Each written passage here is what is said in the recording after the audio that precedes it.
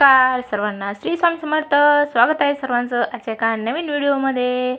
आजच्या व्हिडिओमध्ये आपण पाहणार आहोत घरच्या घरी शिल्लक राहिलेली फुलं, देवाला जे आपण बेलाची पानं वाहतो आणि फुलं, त्या सगळ्यांपासनं धूप कशी बनवायची हे आपण पाहणार आहोत. चला तर मग व्हिडिओला सुरुवात करूया. आजच्या व्हिडिओमध्ये आपण धूप करण्याची अत्यंत सोपी पद्धत पाहणार आहोत. तर आपल्याला काय करायचं आहे, जी देवासमोर आपण काढलेली फुलं असतात ती उन्हामध्ये कडक वाळवून घ्यायची आहेत आणि जरी थोडीफार मध्ये ओलसर राहिली असली तरीही आपल्याला अशी भाजून घ्यायची आहेत ती फुलं कढईमध्ये टाकून.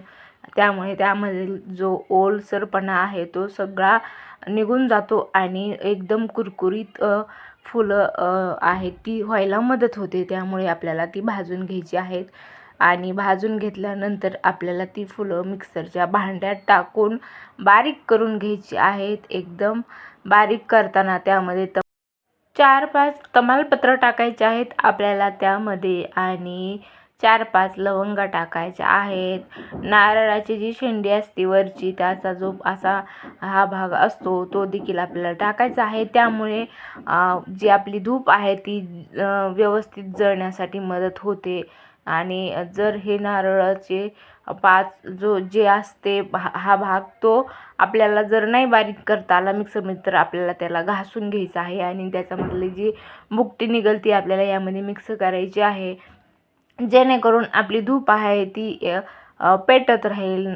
त्यामुळे आपल्याला तो नारळाचा वरची जे साली असतात त्या साली टाकायच्या असतात. आता माझ्याकडच्या नारळाचा भाग जरा ओलसर असल्यामुळे तो काही बारीक होत नव्हता. त्यामुळे मी इथं असा हा खिसणीच्या साह्याने खिसून घेतला आहे. म्हणजेच त्याला खिसणीवर घासल्यामुळे त्याचा जो भुकटी आहे ती बारीक झाली आणि मग ती यामध्ये मिक्स करत आहे. आता यामध्ये मी तूप टाकत आहे आणि कापूर देखील टाकायचा आहे आपल्याला या ठिकाणी. तुमच्याकडं जर लोबान असेल जे अगरबत्तीमध्ये धूपमध्ये वापरले जाते तर ते टाकल्यामुळं अगदी सुगंध येतो. आणि ते जर नसेल तर तुम्ही गुलाबजल देखील टाकू शकतात, त्यामुळे देखील सुगंधित धूप होण्यास मदत होती. आणि हे सगळं टाकल्यानंतर कापूर टाकल्यामुळं जास्तीत जास्त कापूर टाकायचा प्रयत्न करायचा, त्यामुळे देखील एक निगेटिव्हिटी दूर होण्यासाठी मदत होते आणि ते ज्वलनास मदत होते. त्याचबरोबर कापुराला सुगंध देखील असतो, त्यामुळे कापूर भरपूर टाकायचा आहे. आणि तूप टाकल्यामुळं ते देखील धूप जळण्यासाठी मदत होते, त्यामुळे तूप टाकायचं आहे किंवा मग तेल असेल तर तेल टाकायचं आपल्याला. कारण तूप कशासाठी टाकायचं तर तूप आपल्या घरात जाळलेलं चांगलं असतं, त्यामुळे त्याच्यात तूप टाकले मी. आणि त्यानंतर मग आपल्याला त्या घट्ट वाती अशा हातावर वळवून घ्यायच्या आहेत आणि घट्ट दाबून त्याला ठेवायचं आहे. आणि ही झाली आपली आता धूप तयार झालेली आहे आणि आपण पेटून पाहिजे आहे. तर अशा प्रकारे ही पेटत आहे आणि व्यवस्थित जळत देखील आहे. त्यामध्ये आपण तूप टाकल्यामुळे किंवा तेल टाकल्यामुळं त्याचबरोबर कापूर टाकल्यामुळे हे व्यवस्थित असं सुगंध देखील येत आहे आणि व्यवस्थित जळत आहे. माझ्याकडे लोबान असल्यामुळे मी ते लोबान देखील त्यामध्ये टाकले होते, त्यामुळे खूप सुगंधित अशी धूप तयार झाली.